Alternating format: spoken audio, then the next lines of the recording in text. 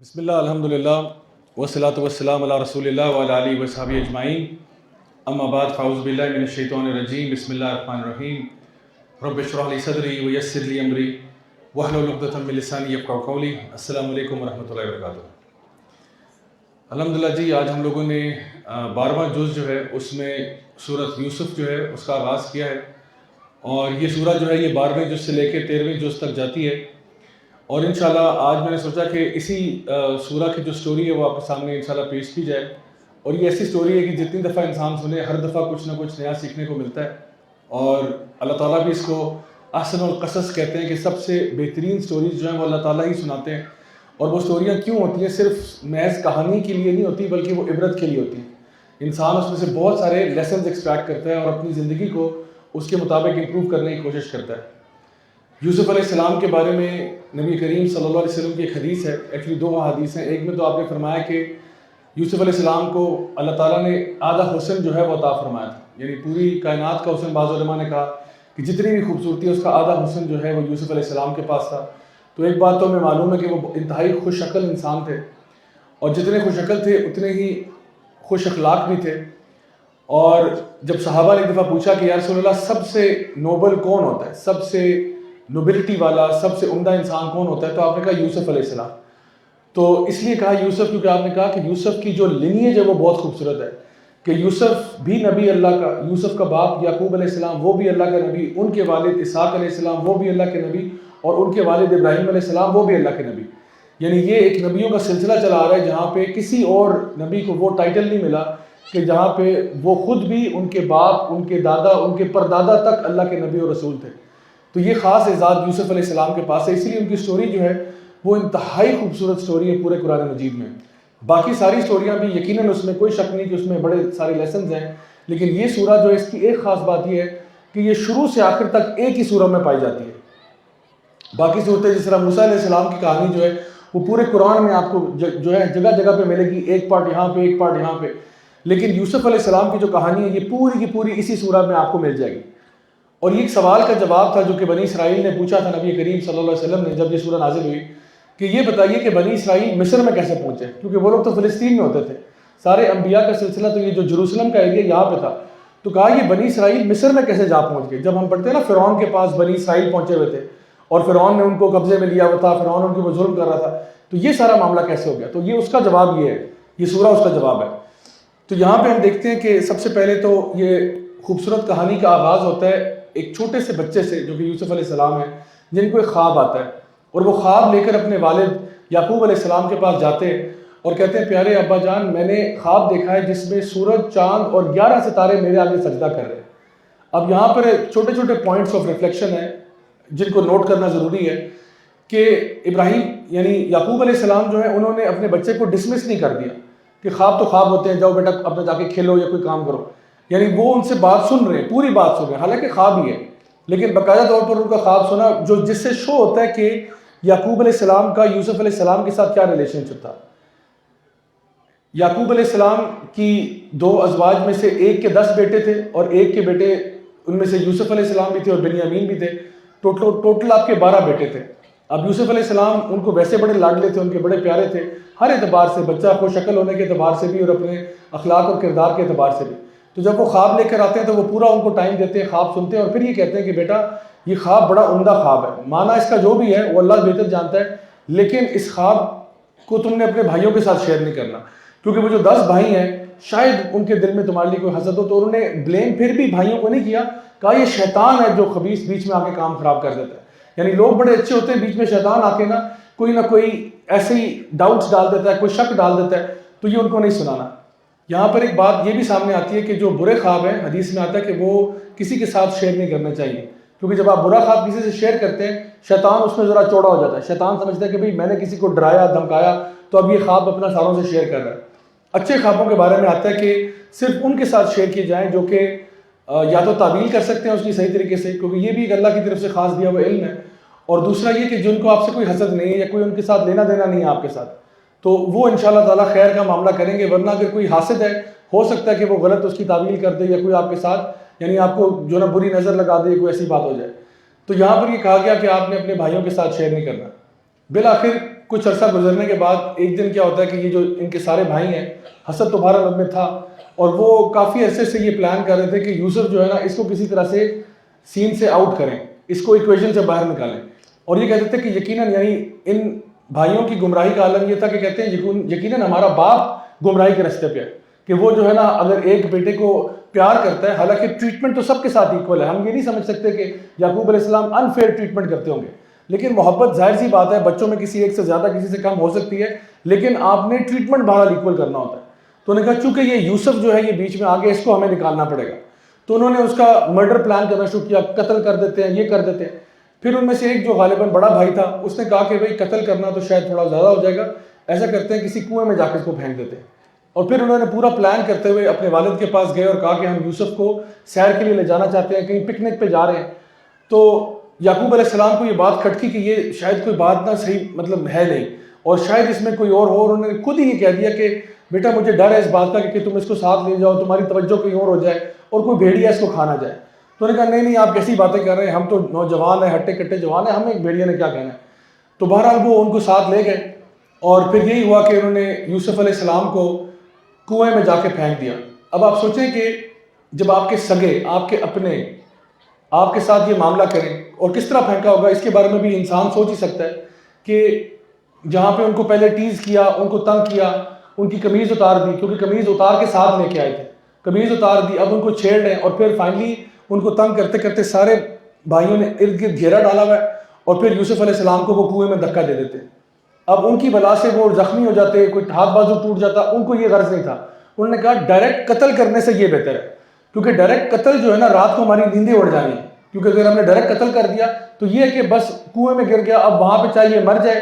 چاہیے جو بھی ہو اس کے ساتھ، وہ ہمارا اب کام نہیں ہے، ہم نے تو اپنی طرف سے بس کنویں میں دھکا ہی دیا تھا، آگے وہ بس پھر اللہ پہ جو بھی ہوگا. اور یہ کہتے تھے اپنے آپ سے کہ اس کے بعد ہم توبہ وغیرہ کر کے صالحین میں ہو جائیں گے. یعنی اتنے تیز تھے، ان کو یہ بھی پتا تھا کہ چلو یہ برائی کریں گے نا، بہت کبیرہ گناہ کر کے توبہ شوبہ کر کے ہم صالحین میں سے ہو جائیں گے. اچھا اب ہوا یہ کہ کنویں میں پھینکنے کے بعد یوسف علیہ السلام کے ذرا پرسپیکٹو میں دیکھیں کہ ایک بہت چھوٹی عمر کا لڑکا جو ہے وہ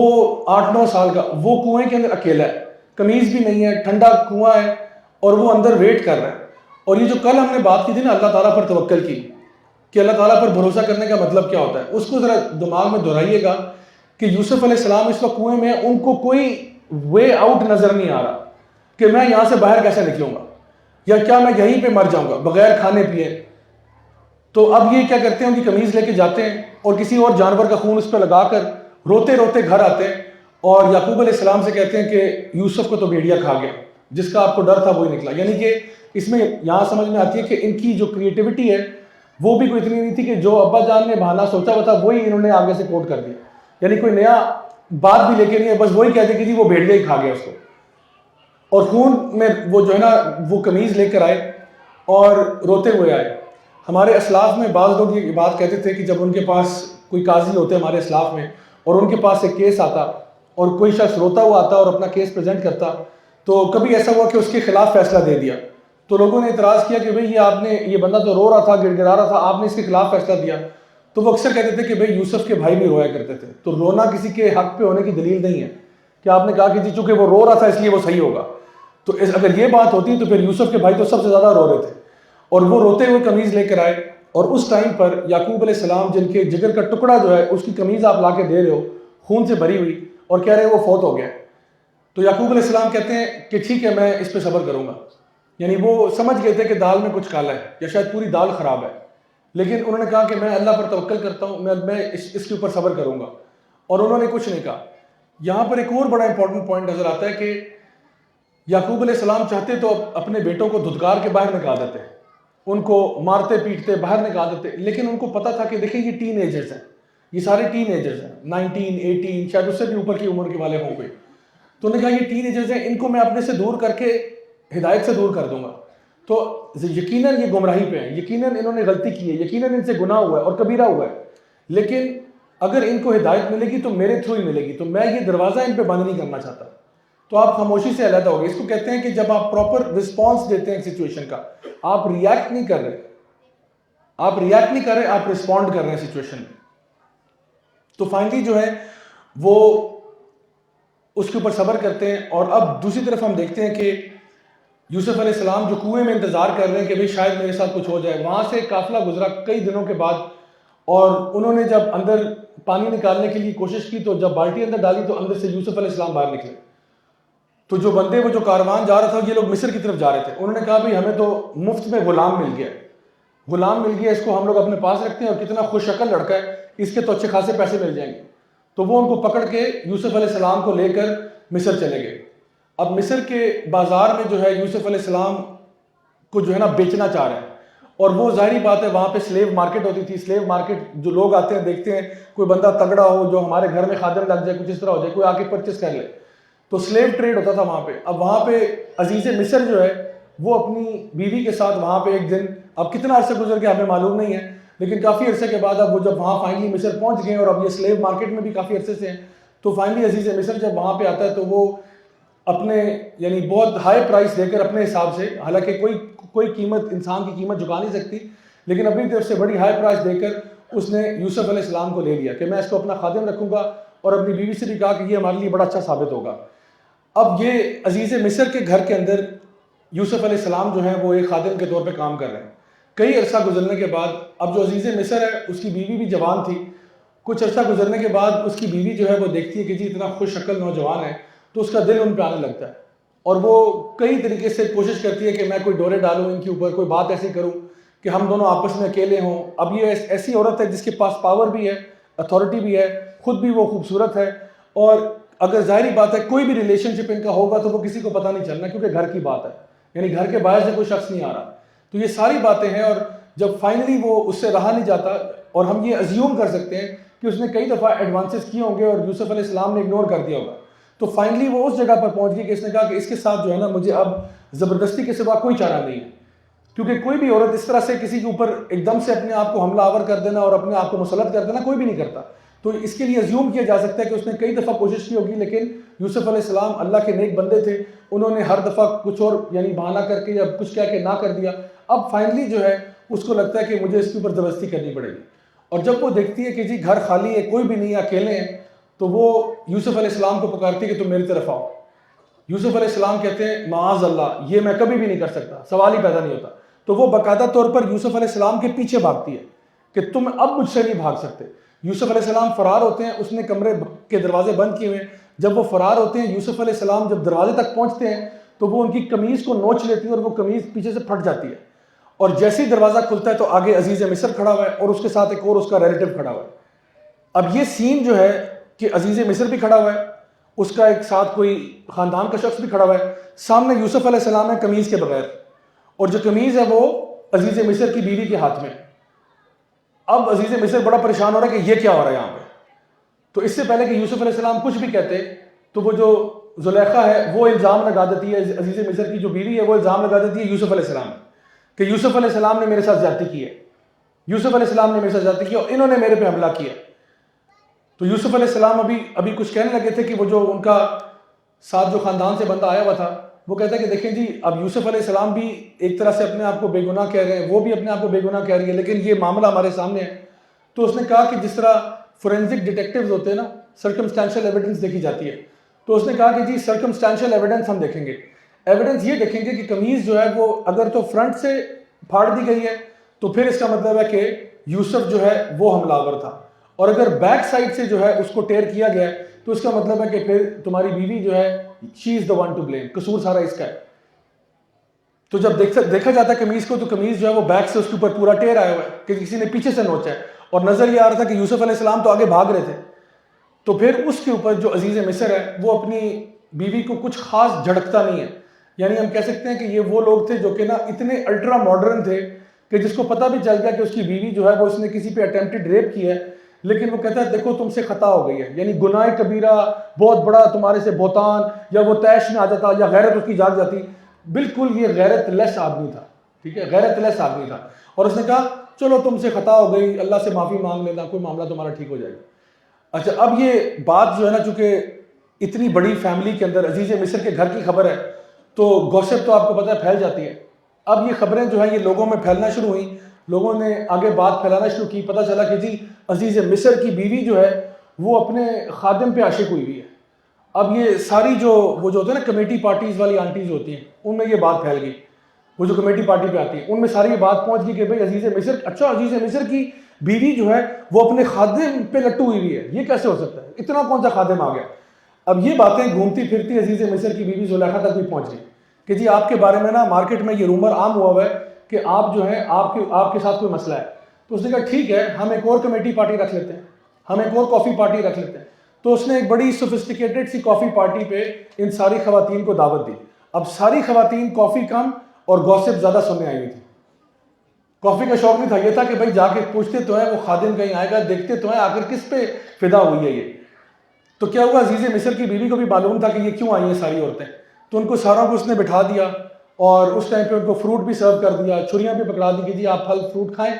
اتنی دیر میں جب انہوں نے اپنے ہاتھوں میں پھل پکڑے ہوئے تھے اور ان کے ہاتھ میں چھریاں تھیں، تو انہوں نے یوسف علیہ السلام کو آواز دی کہ یوسف ذرا آ کے کوئی سامان اٹھا لینا، کوئی چیز لے جانا، کوئی برتن اٹھا لینا۔ تو یوسف علیہ السلام جب اندر داخل ہوتے ہیں تو ساری خواتین یوسف علیہ السلام کی طرف دیکھتی ہیں، اور جب انہوں نے یوسف علیہ السلام کی طرف دیکھا تو ان کو احساس بھی نہیں ہوا کہ وہ پھل کاٹتے کاٹتے اپنے ہاتھوں کو بھی کاٹ ڈالا، یعنی اپنے ہاتھوں پر بھی کٹ لگا دیے، کیونکہ اتنی زیادہ وہ محو ہو گئے یوسف علیہ السلام کے اندر، جسے کہتے ہیں نا آ سٹرک ہو جانا یا سٹار سٹرک ہو جانا، کہ اتنا حسین انسان کیسے ہو سکتا ہے۔ یوسف علیہ السلام تھے تو بہت ہی انتہائی خوش شکل تھے، تو وہ اتنی آ سٹرک ہوئی، اور پھر ان کو لگا کہ نہیں، پھر اگر عزیز مصر کی بیوی اس پہ فدا ہوئی ہے تو پھر تو شاید بنتا ہی ہوگا۔ اور پھر اس کے بعد کیا ہوا کہ زلیخا نے یوسف علیہ السلام کو واپس بھجوا دیا۔ یوسف علیہ السلام دعا کرتے تھے کہ اس ذلت سے تو میرے لیے جیل بہتر ہے، کہ اس سے بہتر ہے کہ میں اس سے پہلے کہ مجھے کسی اور فتنے میں ملوث کریں، یا اللہ اس سے تو میں کسی سجن میں چلا جاؤں، کسی جیل میں چلا جاؤں، وہ بہتر ہوگا۔ اسی رات کو زلیخا جو ہے وہ عزیز مصر سے کہتی ہے کہ بھئی یوسف جو ہے نا اس نے میری ناک کٹوا دی ہے، اور اس نے جو رومر پھیلا ہوا ہے آپ اس کو جیل بھیج دیں، تاکہ یہ ثابت ہو جائے کہ میں اگریسر نہیں تھی، یہ اگریسر تھا۔ سمجھ رہے میری بات؟ یعنی کہ وہ یہ بتانا چاہ رہی ہے کہ اتنا حسین و جمیل شخص جو ہے وہ میرے پہ فدا ہوا تھا، اور اس لیے اس کو جیل بھجوایا جا رہا ہے۔ تو اس لیے کہا کہ آپ فوراً سے پہلے، اب چونکہ کمیٹی پارٹی ہو چکی ہے اور ساری خواتین نے اس کو دیکھ لیا ہے، اب میں اپنے سٹیٹس کو یوں بڑھاؤں گی کہ آپ اس کو جیل بھجوا دیں، تو اب پتہ چلے گا کہ دیکھو قصوروار تھا تو جیل گیا نا، یعنی کہ اتنا حسین و جمیل نوجوان جو اتنے اچھے اخلاق والا، اتنے اچھے کردار والا، یہ مجھ پہ فدا ہوا تھا اور اس نے میرے پہ اٹیمپٹ کیا تھا، اس لیے اب اس کو ہم نے جیل بھجوا دیا۔ یوسف علیہ السلام جو ہے اگلے دن ان کو جیل بھجوا دیا جاتا ہے۔ اب یوسف علیہ السلام جیل میں ہے، جیل میں بھی اللہ پر توکل کر رہے ہیں، اللہ پہ بھروسہ کر رہے ہیں۔ دو ان کے ساتھ سیل میٹس ہوتے ہیں، وہ ان کے پاس آتے ہیں، ان کو پتہ چلتا ہے کہ، کیونکہ یوسف علیہ السلام کے بارے میں ایک چیز یاد رکھیں، اللہ تعالیٰ فرماتے ہیں ہم نے اس کو کیا دیا تھا، تعویل الاحادیث، ہم نے اس کو خوابوں کی تعبیر سکھائی تھی۔ یعنی یوسف علیہ السلام کی ایک بڑی خاص بات یہ تھی کہ وہ انٹرپریٹیشن آف ڈریمز جانتے تھے، جو کہ ایک بڑا خاص علم ہوتا ہے۔ تو اللہ تعالیٰ نے ان کو یہ علم دیا۔ اب یہ بات جیل میں پھیل گئی کہ بھئی یوسف علیہ السلام جو ہے ان کو انٹرپریٹیشن آف ڈریمز آتی ہے۔ تو دو شخص جو ان کے ساتھ پریزن میٹس تھے، ان میں سے وہ دونوں آئے اور انہوں نے کہا کہ جی ہم آپ سے کچھ خواب کی تعبیر سننا چاہتے ہیں۔ تو یوسف علیہ السلام نے اس کو دعوت کی اپرچونٹی سمجھتے ہوئے، اور یہ دعوت کے اسلوب ہے، انبیاء کا کام ہے کہ وہ صرف آپ کو یعنی اس قسم کی سروس نہیں دے رہے، بلکہ وہ آپ کو اللہ سے جوڑ رہے ہوتے ہیں۔ تو انہوں نے ان سے کچھ سوال پوچھے کہ سر پہلے میں جواب دیتا ہوں، ابھی ہمارا کھانا آنے والا ہے، کھانا آنے سے پہلے میں آپ کو آپ کے خواب کی تعبیر سنا دیتا ہوں۔ تو پہلے تو یہ بتاؤ کہ ایک اللہ کی عبادت اچھی ہوتی ہے یا بہت سارے اللہوں کی یا بہت سارے خداؤں کی عبادت اچھی ہوتی ہے؟ تو انہوں نے کہا کہ جی ایک اللہ کی عبادت۔ تو انہوں نے اس اپرچونٹی کو بھی، جیل میں ہوتے ہوئے بھی اپنے اوپر ریپ کا کیس بنا ہوا ہے، اس کے باوجود وہ اب دین کی دعوت نہیں چھوڑ رہے، دین کی دعوت نہیں چھوڑ رہے۔ اس سے پتہ چلتا ہے کہ انبیاء کا فوکس کتنا، یعنی ایک تیر کی طرح فوکس ہے ان کا، کہ میرا جو کام ہے نا وہ لوگوں کو دین کی بات بتانا ہے، تو جو بھی الزام ہے اللہ ڈیل کر لے گا۔ کل ہم نے کیا پڑھا تھا کہ جتنی عزت ہے وہ کس کے ہاتھ میں؟ اللہ کے ہاتھ میں۔ وَتُعِزُّ مَن تَشَاءُ وَتُذِلُّ مَن تَشَاءُ، سب عزت اللہ کے ہاتھ میں۔ تو پھر عزت اللہ دینے والا ہے، میں اگر آ گیا ہوں تو کوئی مسئلہ نہیں، میں نے اپنا کام کرنا ہے۔ تو آپ نے دین کی دعوت دی، اللہ کے بارے میں ان کو انٹروڈیوس کروایا۔ اس کے بعد انہوں نے کہا اب میں تمہیں بتاتا ہوں تعویل اس حدیث کی جو تم نے مجھ سے پوچھی ہے۔ تو انہوں نے کہا کہ سب سے پہلے وہ شخص جس نے کہا کہ جی میں نے خواب دیکھا ہے کہ میں شراب بنا رہا ہوں، میں نے خواب میں دیکھا کہ میں انگوروں کو پریس کر کے شراب بنا رہا ہوں۔ دوسرے نے کہا کہ میں نے دیکھا کہ میرے سر کے اوپر ایک ٹوکرا ہے، اس ٹوکرے میں روٹی ہے اور پرندے آ کے اس ٹوکری میں سے کھا رہے ہیں۔ تو آپ نے کہا کہ پہلے والے کو کہ تمہاری جو خواب ہے اس کی تعویل یہ ہے کہ تم یہاں سے بہت جلد آزاد ہو جاؤ گے اور تم جو بادشاہ ہے اس کے خاص خادم بنو گے اور تم اس کو اپنے ہاتھ سے شراب یا کوئی مشروب پلایا کرو گے۔ اس نے کہا زبردست، میرے لیے تو خوشخبری ہے۔ دوسرے کو یہ بولا کہ تم جو ہے انفارچونیٹلی تمہیں یہاں پہ ایگزیکیوٹ کر دیا جائے گا، تم یہاں سے نہیں نکلو گے، اور تمہاری جو ڈیڈ باڈی ہے اس کے اوپر سے چڑیاں تمہارا سر کھا رہی ہوں گی، تمہارا عالم یہ ہوگا۔ اور واقعتاً ایسا ہی ہوا کہ ایک ان میں سے جو ہے وہ اگلے دن ہی ایگزیکیوٹ ہو گیا، اور اس کے جو باڈی ہے اس کی جو ہینگ ہوا تھا جہاں پہ، وہیں پہ پرندے آ کے اس کے گوشت کو کھا رہے تھے سر سے، اور دوسرا جو ہے وہ کچھ ہی دنوں میں آزاد ہو گیا۔ لیکن آزادی سے پہلے اس کو یوسف علیہ السلام نے یہ کہا کہ جب تم یہاں سے نکلو گے تو مجھے بھول نہ جانا، مجھے بھول نہ جانا، بادشاہ سے میرا ذکر ضرور کرنا کہ میں یہاں پہ رانگ فلی اکیوزڈ ہوں، عزیز مصر نے مجھے غلط الزام میں لگا کے یہاں پہ بھیجا ہوا ہے۔ اس نے کہا بے فکر ہو جائیں، آپ نے مجھے اتنی اچھی بات بتائی ہے، میں ضرور آپ کا کیس پٹ اپ کروں گا۔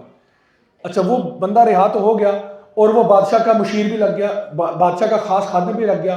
بادشاہ کو سرو بھی کرنے لگا۔ لیکن شیطان نے اس کو بھلا دیا کہ یوسف علیہ السلام نے کیا اس کو کہا تھا۔ اب یوسف علیہ السلام پتہ نہیں کتنے سال جیل میں مزید رہے، اور پھر فائنلی کیا ہوا کہ ایک دن پتہ نہیں کتنے سال بعد، واللہ عالم،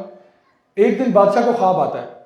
اور بادشاہ کہتا ہے کہ اپنے سارے مشیروں کو اکٹھا کرتا ہے، سارا جو انٹوراج ہے اس کو سب کو اکٹھا کرتا ہے، اور کہتا ہے بھئی میں نے ایک بڑا عجیب خواب دیکھا ہے۔ لوگ کہتے ہیں کیا خواب دیکھا ہے؟ کہتے ہیں میں نے دیکھا ہے کہ جی 7 پتلی گائے جو ہیں وہ 7 موٹی گایوں کو کھا رہی ہیں، اور میں نے دیکھا ہے کہ 7 چھلی کے پیس جو ہیں وہ فریش ہیں، سبز رنگ کے ہیں، اور 7 میں نے دیکھے ہیں جو بالکل سوکھے ہیں۔ تو اس کی مجھے تعویل بتاؤ۔ اب ہر مشیر اپنی اپنی بتا رہا ہے، لیکن بادشاہ سیٹسفائی نہیں ہو رہا کہ نہیں نہیں یہ تم لوگ ایسے ہی بس ہوائیاں چھوڑ رہے ہو، ایسی غلط باتیں کر رہے ہو، یہ نہیں ہے، یہ مطلب نہیں ہے۔ پھر وہ جو اس کا خادم ہوتا ہے جو پہلے جیل میں تھا، اس کو ایک دم سے خیال آتا ہے کہ او میں تو یوسف کا بھول ہی گیا کہ بھائی میں نے آپ کو بتانا تھا یوسف کا کہ وہ کتنے عرصے سے وہ جیل میں، وہ تعویل الحدیث اس کو پتہ ہے،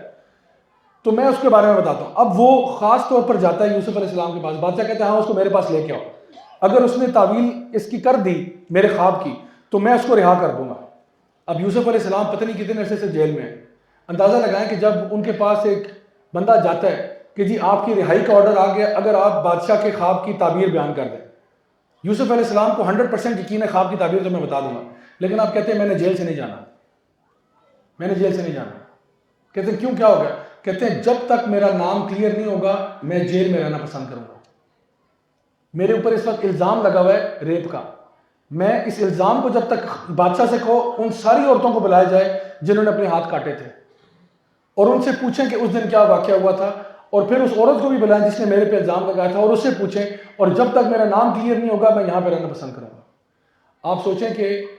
نبی کریم صلی اللہ علیہ وسلم نے بھی یوسف علیہ السلام کی اس موقع پہ تعریف کی، جب آپ نے کہا نا کہ یوسف علیہ السلام کی ڈٹرمنیشن آپ دیکھیں کہ ایک بندہ جس کو رہائی کا آرڈر آ گیا، پتہ نہیں ایک بندہ رانگ فلی اکیوزڈ ہے، اور اس کو نہ صرف رہائی کا آرڈر ہے بلکہ آرڈر یہ ہے کہ وہ بادشاہ کا کوئی خاص بندہ بن جائے گا، اس کے اوپر بادشاہ بہت نوازے گا۔ کہہ رہے ہیں مجھے کوئی آپ کے نوازنا نہیں چاہیے جب تک میری عزت، میرا نام کلیئر نہیں ہو جاتا۔ بادشاہ جو ہے وہ ان کی بات مانتے ہوئے پوری ایک کمیٹی بلاتا ہے، وہ ساری خواتین کو ڈھونڈ ڈھونڈ کے بلایا جاتا ہے، اور پھر زلیخا کو بلایا جاتا ہے، اور پھر ان کا پراپر ٹرائل ہوتا ہے۔ اور اب چونکہ بہت عرصہ گزر چکا ہے تو اب زلیخا جو ہے وہ ایڈمٹ کر دیتی ہے کہ ہاں اصل میں بات یہ ہے کہ یوسف بے قصور ہے، بات اصل میں یہ ہے کہ اٹیمپٹ میں نے کیا تھا۔ اب اس کے بعد زلیخا کا جو بھی ہوا یہ اللہ بہتر جانتا ہے، لیکن یوسف علیہ السلام کا نام کلیئر ہو گیا۔ اب یوسف علیہ السلام جب باہر آتے ہیں تو وہ بادشاہ جب خواب دوبارہ سے سناتا ہے ان کو، تو یوسف علیہ السلام کہتے ہیں کہ اس خواب کی تعبیر یہ ہے کہ آپ کے اوپر ابھی جو 7 سال ہیں وہ بڑے خوشحالی کے آنے والے ہیں، لیکن ان 7 اچھے سالوں کے بعد جس میں آپ کو بہت پراسپیرٹی ہوگی، آپ کی فصلیں اگیں گی، بہترین آپ کو اناج اور غلہ ملے گا، اس کے بعد 7 سال قحط سالی کے آنے والے ہیں جس میں بالکل ڈراؤٹ اور فیمن ہوگا اور کھانا ختم ہو جائے گا، بالکل ساری فصلیں ختم ہو جائیں گی۔ تو آپ نے کرنا یہ ہے کہ آپ نے اس ٹائم پہ بڑی اچھے طریقے سے مینجمنٹ کرنی ہوگی اپنے غلے کی، اپنے سٹاک کی۔ بادشاہ نے کہا اگر مینجمنٹ کرنی ہے تو آپ کیوں نہیں مینیجر بن جاتے؟ تو یوسف علیہ السلام نے کہا کہ ہاں میں اس ٹاپک کے بارے میں علیم بھی ہوں اور حفیظ بھی ہوں کہ میں امانت میں خیانت نہیں کروں گا، اور میں اس کے بارے میں جانتا ہوں۔ تو انہوں نے کہا کہ اب میں آپ کو یہ کہتا ہوں کہ جو چھلیاں ہیں ان کو آپ نے اسٹوریج میں رکھنا ہے، یعنی آپ نے کیا کرنا ہے، جب 7 سال خوب اناج غلہ آ رہا ہوگا تو آپ نے کچھ پورشن استعمال کرنا ہے، باقی سارا اسٹوریج میں جائے گا۔ اور اسٹوریج میں کیسے جائے گا؟ دانے علیحدہ نہیں کرنے چھلی سے، چھلیوں کو اپنے پیکنگ میں رکھنا ہے آپ نے، جس طرح سے ان کے اوپر چھلکا لگا ہوا ہے چھلکے سمیت آپ نے پیک چھلیاں رکھنی ہیں، اس طرح وہ خراب نہیں ہوگی۔ یہ ان کی حکمت تھی کہ چھلیاں اس طرح خراب نہیں ہوگی، اسی طرح سے ان کو آپ اسٹوریج میں رکھتے جائیں اور اپنا غلہ اناج جو ہے اس کو سیو کریں، اور بہت تھوڑا پورشن جو ہے وہ استعمال کریں جتنا ہمیں بس ضرورت کے تحت ہے۔ تو کیا ہوا کہ بالکل اسی اسٹریٹجی پہ اب یوسف علیہ السلام جو ہے وہ سمجھ لیں کہ فائنانس منسٹر لگے ہوئے ہیں. یوسف علیہ السلام مصر میں فائنانس منسٹر ہیں اور وہ پوری یہ فائنینشیل مینجمنٹ کر رہے ہیں. 7 سال خوشحالی کے سٹاک سیو کیا جا رہا ہے اور کچھ استعمال ہو رہا ہے. اب ہوا یہ کہ جب اگلے 7 سال آتے ہیں اور ڈراؤٹ صرف مصر میں نہیں آیا, مصر کے ارد گرد جتنے علاقے ہیں سب میں ڈراؤٹ آ گیا. اب ہوا یہ کہ آہستہ آہستہ سارے لوگ جو ہیں وہ اب مصر کا رخ کر رہے ہیں کیونکہ مصر کے پاس غلہ اناج پڑا ہوا ہے. یوسف علیہ السلام فائنانس منسٹر ہے, وہ اب کیا کہہ رہے ہیں, انہوں نے ایک پالیسی بنائی. پالیسی یہ کہ دور علاقوں سے بھی اگر کوئی لوگ ہم سے اناج لینا چاہتے ہیں ہم آپ کو ایکسٹرا اسپیشل ڈسکاؤنٹڈ ریٹس پہ دیں گے. یعنی جو ایک ہوتا ہے نا ہمارے یہاں پہ تو لوگ کیا کرتے ہیں, ہارڈنگ کرتے ہیں اور اس کے بعد یعنی ڈبل ٹرپل پرائس پہ بیچتے ہیں. تو یوسف علیہ السلام نے کہا کہ ہم ڈسکاؤنٹڈ ریٹس پہ دیں گے, نوئنگ فلی ویل کہ حالات ابھی جو ہے نا کوئی خوشگوار حالات نہیں ہے, بڑے ناساز حالات ہیں, اور ان حالات میں بھی ڈسکاؤنٹڈ ریٹس پہ دیں گے. لیکن جس فیملی کے جتنے بندے آئیں گے ان کو ایک بوری ہم پکڑا دیں گے. جس طرح ہر بندہ آئے گا, اگر آپ 10 بندے لاتے ہیں 10 بوریاں دے دیں گے, لیکن بندے سارے آئیں تاکہ ہر بندے کی وہ مردم شماری ہو اور ہم ڈیٹا کلیکٹ بھی کریں کہ جی ان کو ہم نے اتنا غلہ دیا ہے, اتنا دیا ہے, تاکہ کوئی چیٹنگ یا فراڈ یا کرپشن کا کیس نہ ہو. تو یہ ساری مینجمنٹ یوسف علیہ السلام کرے. اب آپ ان کی ذہانت کا بھی اندازہ لگائیں کہ کس طرح سے انہوں نے پورا ایک میکنزم ڈیوائز کیا ہے, اور کتنا خوش ہوگا بادشاہ کہ میں نے اس کو اپوائنٹ کرنا میرے لیے کتنی بڑی یعنی سعادت کی بات تھی کہ اس بندے کو میں نے اپوائنٹ کیا. تو یہ اب ساری مینجمنٹ چل رہی ہے, کئی سال اب وہ گزر رہے خشکی کے. اب کرتے کرتے ہوا یہ کہ فلسطین تک ڈراؤٹ پہنچ گیا. فلسطین میں کہاں, جہاں یوسف علیہ السلام کے بھائی ہوا کرتے تھے اور جہاں پہ یعقوب علیہ السلام ہے. اب وہاں پہ بھائیوں کو پتہ چلتا ہے کہ بھئی مصر میں کوئی فائنانس منسٹر ہے, بہت ہی نیک انسان ہے, بہت ہی اچھا انسان ہے, لوگوں کو ڈسکاؤنٹ پہ غلہ اناج بھی دے رہے ہیں اور یعنی بہت ان کی خدمتیں بھی کر رہا ہے, بہت خاطر تواضع بھی کر رہا ہے اور بہترین طریقے سے لوگوں کے ساتھ ڈیل کر رہا ہے. تو انہوں نے کیا کیا کہ 10 بھائی جو ہیں وہ روانہ ہو گئے اپنا کیراوین لے کے کہ جی ہم وہاں پہ جاتے ہیں, اور جا کے کیونکہ پتہ تھا کہ جی جتنے بندے آئیں گے اس حساب سے بوریاں مل رہی. اب جب وہاں پہنچتے ہیں اور یوسف علیہ السلام سے ملتے ہیں, یوسف علیہ السلام اپنے 10 بھائیوں کو آخری دفعہ جب ملے تھے تو کنویں میں پھینک رہے تھے. یہ وہ ٹائم تھا جب انہوں نے کنویں میں پھینکا تھا, تب تو چھوٹے بچے تھے, اب تو وہ جوان ہو چکے. تو یوسف علیہ السلام نے تو بھائیوں کو پہچان لیا, لیکن بھائیوں نے یوسف علیہ السلام کو نہیں پہچانا. یوسف علیہ السلام نے ان کو بڑی اچھے طریقے سے ان کو ڈیل کیا, خوب خاطر تواضع بھی کی, بلکہ کیا کیا کہ ہر بھائی کو اپنا اپنا سامان دینے کے بعد ان کا تھوڑا سا پوچھا کہ تم کہاں سے آئے ہو, کہاں سے تعلق ہے. انہوں نے بتایا کہ جی ہم لوگ 11 بھائی ہیں اور ہمارا ایک بھائی وہاں پیچھے اس کو لے کے نہیں آئے. تو یوسف علیہ السلام نے کہا اگلی دفعہ اس بھائی کو ضرور لے کے آنا, بنیامین کو ضرور لانا, اور تب اس کو لے کے آؤ گے تو میں تمہیں اور بھی دوں گا انشاءاللہ, کیونکہ ابھی تم لوگ 10 ہو تو تم ایک اور بوری لے جانا اور بھی تمہیں نواز دوں گا. تو یوسف علیہ السلام نے ان کے ساتھ کیا معاملہ کیا کہ نہ صرف ان کو غلہ اناج دیا بلکہ پیسے بھی چپکے سے ان کے سامان میں واپس ڈال دیے. جو پیسے انہوں نے دیے تھے سامان خریدنے کے, وہ پیسے بھی واپس کر دیے. اب جب وہ واپس جاتے ہیں تو واپس جا کے بھائیوں کو پتہ چلا کہ بھئی یہ تو اتنا نیک کوئی شخص تھا کہ اس نے سارا اناج بھی دے دیا, غلہ بھی دے دیا اور پیمنٹ بھی نہیں دی, پیمنٹ بھی واپس کر دی. تو انہوں نے اپنے والد سے بڑا التجا کی کہ آپ اجازت دیں تو ہم اگلی دفعہ جب جائیں گے تو بنیامین کو ساتھ لے کے جائیں گے. اس نے خاص ہم سے ریکویسٹ کی تھی کہ اپنے دوسرے بھائی کو بھی لے کے آنا ہے. تو یعقوب علیہ السلام کہتے ہیں کہ یعنی ان کو یہ کہتے ہیں کہ میں یہ دوبارہ سے یہ صدمہ برداشت نہیں کر سکتا کہ ایک دفعہ میرا ایک بیٹا تم لوگ گنوا چکے ہو,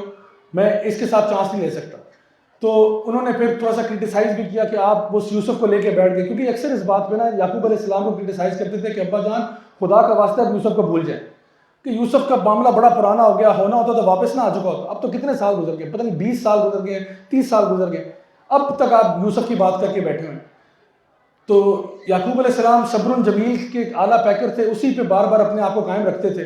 تو انہوں نے کہا کہ مجھے ڈر ہے کہ جو ہے بنیامین کے ساتھ ایک میرا بیٹا پہلے جا چکا ہے, اس کو بھی تم لوگوں نے کہیں گم کر دینا.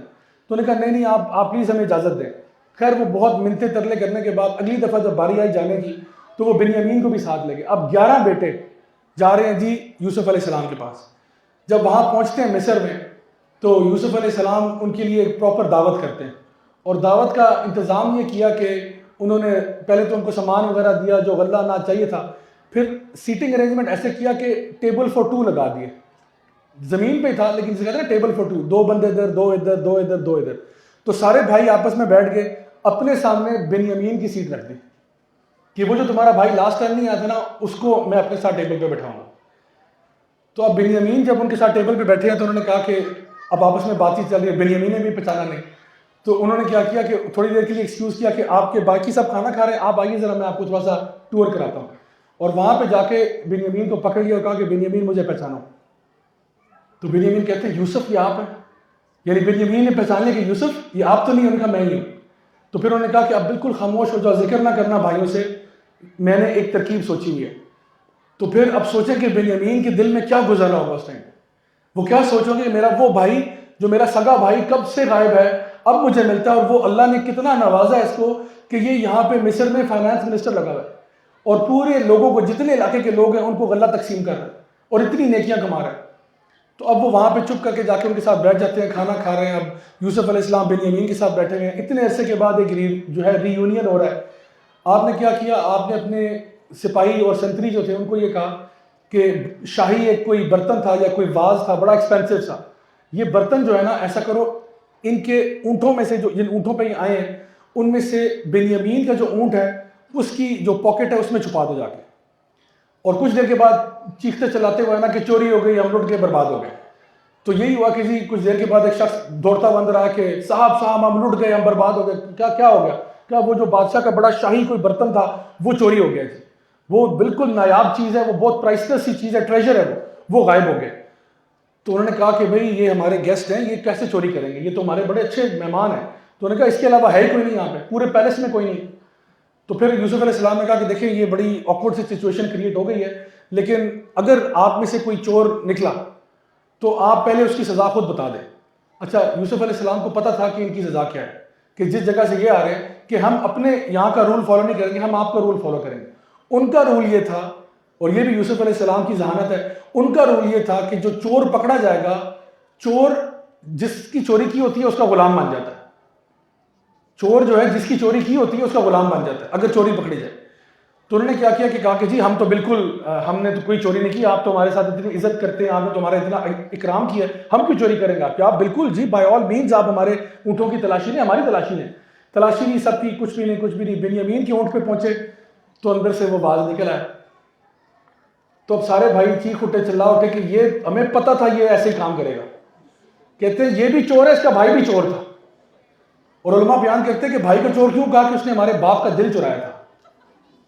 اس نے ہمارے باپ کا دل چرایا تھا. یہ بھی چور ہے, اس کا بھائی بھی چور. اب یوسف علیہ السلام کھڑے ہیں, ان کے سامنے بھائی کہہ رہے ہیں یہ بھی چور ہے, اس کا بھائی بھی چور تھا. تو کہتے ہیں چلیں جو بھی بات ہے, بہرحال یہ بندہ جو ہے اب میرے پاس ہے, اب بنیامین میرے پاس ہے, آپ جاؤ چھٹی کرو سارے. اب انہوں نے یوسف علیہ السلام سے منتیں ترلے شروع کر دی کہ بس یہ ایسا نہ کیجیے گا, ہمارا باپ جو ہے پہلے بہت پریشان ہے, اور پہلے ہم اس کو وعدہ کر کے آئے تھے کہ جی بنیامین کو کچھ نہیں ہوگا, تو یہ یہاں پہ رہ گیا تو ہم اس کو کیا منہ دکھائیں گے, تو پلیز اگر آپ مہربانی کریں. انہوں نے کہا نہیں, آپ کا قانون ہے بھائی, میرا قانون تو ہے نہیں, تو میں تو بنیامین کو رکھوں گا, یہ تو میرا غلام ہے, آپ لوگ سارے چھٹی کریں یہاں سے. اچھا اب ان میں سے ایک جو بڑا تھا جس کا نام جوڈا بتایا جاتا ہے, اس نے کہا کہ میں اسی شہر کے باہر ایک جگہ پہ کیمپ کرتا ہوں, یا کسی جگہ پہ پڑاؤ ڈال لیتا ہوں, یا کسی ان میں رہ لیتا ہوں, کسی مسافر خانے میں. آپ لوگ سارے واپس جاؤ. وہ اس لیے رکا کہ جی فکر نہ کرو, ابا جان کو بتانا کہ میں ادھر ہوں, بنیامین کے ساتھ خیال رکھ رہا ہوں, تو میں اس پہ چیک کرتا رہوں گا, کچھ نہیں ہوگا بنیامین کو. لیکن باقی سارے تم لوگ واپس جاؤ اور ابا جان کو سمجھاؤ کہ بس یہ معاملہ ہو گیا ہے اور بنیامین نے خود چوری کی ہے, تو اب ہم کیا کر سکتے ہیں. تو خیر اب یہ واپس جاتے ہیں اور جا کے جو ہے نا بتاتے ہیں کہ بھئی بنیامین جو ہے وہ وہیں پہ رہ گیا, اور وہ تو جو ہے نا جو فائنانس منسٹر ہے مصر کے, ان کا غلام بن گیا, اب وہ واپس نہیں آ سکتا. اب یعقوب علیہ السلام جو ہے ان کو بہت زیادہ غم ہوتا ہے, بہت دکھ ہوتا ہے, حتیٰ کہ وہ غم میں نابینا ہو جاتے ہیں. اتنا غم, کیونکہ انہوں نے پھر یہ بات رپیٹ کی کہ میرا یوسف گیا تھا پہلے اور اب بنیامین بھی چلا گیا.